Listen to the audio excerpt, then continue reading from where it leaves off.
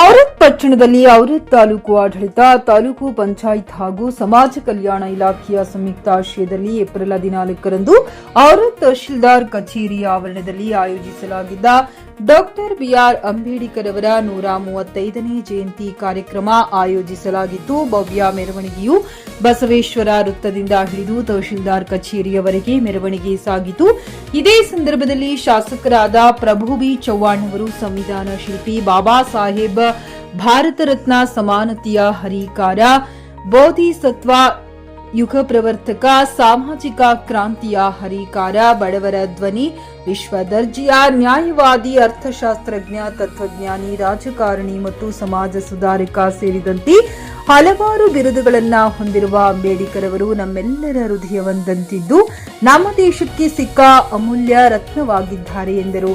ವಿಶೇಷ ಉಪನ್ಯಾಸ ನೀಡಿದ ಪತ್ರಕರ್ತ ಬಾಲಾಜಿ ಕುಂಬಾರ ಮಾತನಾಡಿ, ದಲಿತರು, ಶೋಷಿತರ ಹಿತಕ್ಕಾಗಿ ಸಂಪೂರ್ಣ ಜೀವನ ಮುಡುಪಾಗಿಟ್ಟಿದ್ದ ಅಂಬೇಡ್ಕರ್ ಅವರು ದೇಶಕ್ಕೆ ಸಿಕ್ಕ ಅಮೂಲ್ಯ ಆಸ್ತಿ. ಅವರನ್ನು ಕೇವಲ ಪೂಜಿಸಿದರೆ ಸಾಲುವುದಿಲ್ಲ, ಅವರ ಚಿಂತನೆಗಳನ್ನ ಜೀವನದಲ್ಲಿ ಅಳವಡಿಸಿಕೊಳ್ಳಬೇಕೆಂದರು.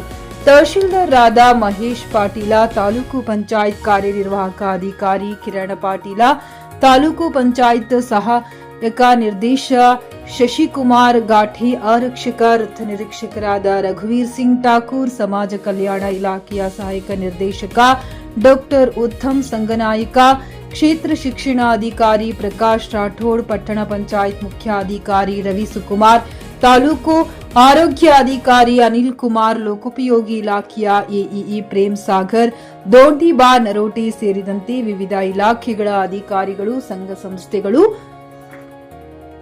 ಪ್ರಮುಖರು ಸೇರಿದಂತೆ ಇತರರು ಉಪಸ್ಥಿತರಿದ್ದರು. ರಾಜೇಶ್ ಸ್ವಾಮಿ, ಜಿಕೆ ನ್ಯೂಸ್ ಕನ್ನಡ, ಔರತ್.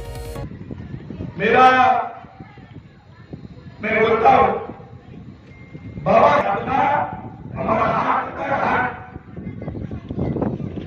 साहब का संविधान पूरे विश्व में, हमारे देश में तो है, विश्व में भी मेरा बाबा साहब का संविधान चलता है,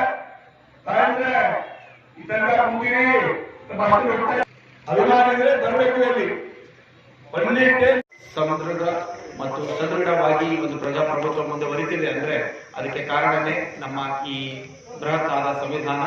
ಆ ಸಂವಿಧಾನ ಕೊಟ್ಟಿರುವ ನಮ್ಮ ಸಂವಿಧಾನ ಶಿಲ್ಪಿ ಡಾಕ್ಟರ್ ಬಿಆರ್ ಅಂಬೇಡ್ಕರ್ ಅವರಿಗೆ ನಮ್ಮೆಲ್ಲರ ಕೃತಜ್ಞತೆ ಇದ್ದೇವೆ.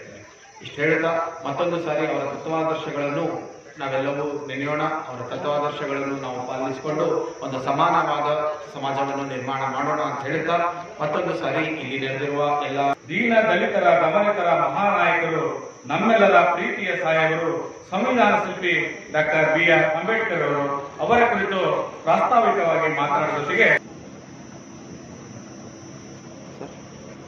ಸರ್ವರ ಮತ್ತೊಮ್ಮೆ ಹಾರ್ದಿಕವಾದ ಸ್ವಾಗತವನ್ನು ಕೊಡುತ್ತಾ ಇಂದಿನ ಕಾರ್ಯಕ್ರಮದಲ್ಲಿ ಸ್ವಾಗತ ಭಾಷಣವನ್ನು ಮಾಡಿರ್ತಕ್ಕಂಥ ಮಾನ್ಯ ತಹಶೀಲ್ದಾರ್ ಅವರಿಗೆ ನಮ್ಮ ಸಹಾಯಕ ನಿರ್ದೇಶಕರು ಸಮಾಜ ಕಲ್ಯಾಣ ಇಲಾಖೆಗೆ ಆಗಮಿಸಿ ಅತಿಥಿಗಳಾಗಿರುವಂತಹ ಕಾಣುತ್ತದೆ. ಮುಂದೆ ಅವರು ಆ ರೈಲ್ವೆ ಇರಲ್ಲ, ನಂತರ ಎತ್ತಿನ ಬಂಡೆಯಲ್ಲಿ ಹೋಗ್ತಾರೆ. ಎತ್ತಿನ ಬಂಡೆಯಲ್ಲಿ ಹೋಗುವಾಗ ಆ ಎತ್ತಿನ ಬಂಡೆಯ ಚಾಲಕ ಅವರನ್ನ ಕರ್ಕೊಂಡು ಹೋಗ್ತಾನೆ. ಇಡೀ ದಿನ ಆ ಎತ್ತಿನ ಬಂಡೆಯಲ್ಲಿ ಹೋದಾಗ ಕೂಡ ಗೋರೆಗಾಂವ್ ಬರಲ್ಲ. ತಂದೆಯನ್ನ ನೋಡಕ್ಕೆ ಎಷ್ಟೊಂದು ಕಷ್ಟ ಪಡ್ತಿದೀವಿ ಅನ್ನೋ ನೋವನ್ನ ಕಾಡ್ತದೆ ಅವ್ರ ಮೂಗರಿಗೆ. ಆದ್ರೆ ಮುಂದೆ ಅವರು ರಾತ್ರಿ ಆಗ್ತದೆ, ಒಂದು ಗುಡಿಸಲ ಹತ್ರ ಎಲ್ಲ ಎತ್ತಿನ ಬಂಡಿಗಳು ನಿಲ್ತವೆ. ಆಗ ಇವರು ಕೂಡ ಅಲ್ಲಿ ತಂಗಿ ರಾತ್ರಿ ಇಲ್ಲೇ ಇರೋಣ ಅಂತ ಅವ್ರಿಗೆ ತುಂಬಾ ಭಯ ಕಾಡ್ತದೆ. ಯಾಕಂದ್ರೆ ನಾವು ಮೂವರು ಚಿಕ್ಕ ಮಕ್ಕಳು, ಯಾರನ್ನ ನಮ್ಗೆ ಕೊಲೆ ಮಾಡಬಹುದು ಅನ್ನೋದು ಕಾಡ್ತದೆ. ಆಗ ಬಾಬಾ ಸಾಹೇಬರು ಅವರು ಇದ್ದಾಗ ಅಲ್ಲಿನ ನೀರಡಿಕೆ ಆಗ್ತದೆ, ಹಸಿವು ಆಗ್ತದೆ.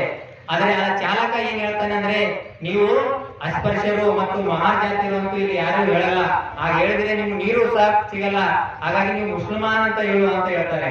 ಆಗ ಬಾಬಾ ಸಾಹೇಬ್ ಹೇಳ್ತಾರೆ, ನನಗೆ ಸ್ವಾಭಿಮಾನ ಇದೆ, ನಾನು ಈ ಜಾತಿಯಲ್ಲಿ ಹುಟ್ಟಿದ ನನಗೆ ಒಂದು ಹೆಮ್ಮೆ ಇದೆ, ಹಾಗಾಗಿ ನಾವು ಯಾವುದು ಕೂಡ ಹೇಳಲ್ಲ ಅಂತ ತಂದಿದಂತ ಆಹಾರವನ್ನ ಸೇವಿಸಿ ನೀರಿಲ್ಲದೆ ಇಡೀ ರಾತ್ರಿ ಅವರು ಮಲಗ್ತಾರೆ.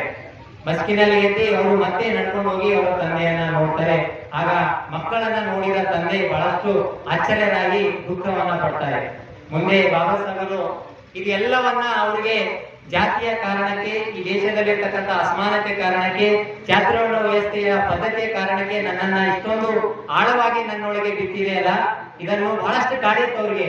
ಆ ಕಾರಣಕ್ಕೆ ಇದು ಎಲ್ಲವನ್ನ ಹೊಡೆದೋಡಿಸ್ಬೇಕು. ಈ ಜಾತಿ ವಿನಾಶ ಆಗ್ಬೇಕಾದ್ರೆ ಒಂದೇ ಒಂದು ಕಾರಣ, ಅದು ಶಿಕ್ಷಣದ ಅಸ್ತರದಿಂದ ಮಾತ್ರ ಅನ್ನೋದು ಬಹಳಷ್ಟು ಮನವರಿಕೆ ಆಯಿತು. ಮುಂದೆ ಅವರು ವಿದೇಶಕ್ಕೆ ಹೋಗಿ ಅಲ್ಲಿ ಅತ್ಯಂತ ಜಗತ್ತಿನಲ್ಲಿ ಯಾರಾದರೂ ಒಬ್ರು ಅತ್ಯಂತ ಹೆಚ್ಚಿನ ಓದುವನ್ನ ಪಡೆದರೆ ಅದು ಬಾಬಾ ಸಾಹೇಬರು ಮಾತ್ರ. ಹಾಗಾಗಿ ಭಾರತದಲ್ಲಿ ಕೂಡ ಮೊಟ್ಟ ಮೊದಲ ಡಾಕ್ಟರೇಟ್ ಪಡೆಯುವ ಯಾರಾದ್ರೂ ಸಿಕ್ಕರೆ ಅದು ಬಾಬಾ ಸಾಹೇಬರಿಗೆ ಮಾತ್ರ ಅಂತ ನಾವೆಲ್ಲರೂ ಹೆಮ್ಮೆಯಿಂದ ಹೇಳಬೇಕು. ಹಾಗಾಗಿ ಅಂದ್ರೆ ಬಾಬಾ ಸಾಹೇಬರು ಇದೆಲ್ಲ ನೋವನ್ನ ಯಾಕೆ ತಗೊಂಡ್ರು? ಫ್ಲಾಟ್ ಖರೀದಿಸುವ ಪ್ಲಾನ್ ಇರುತ್ತೀರಾ?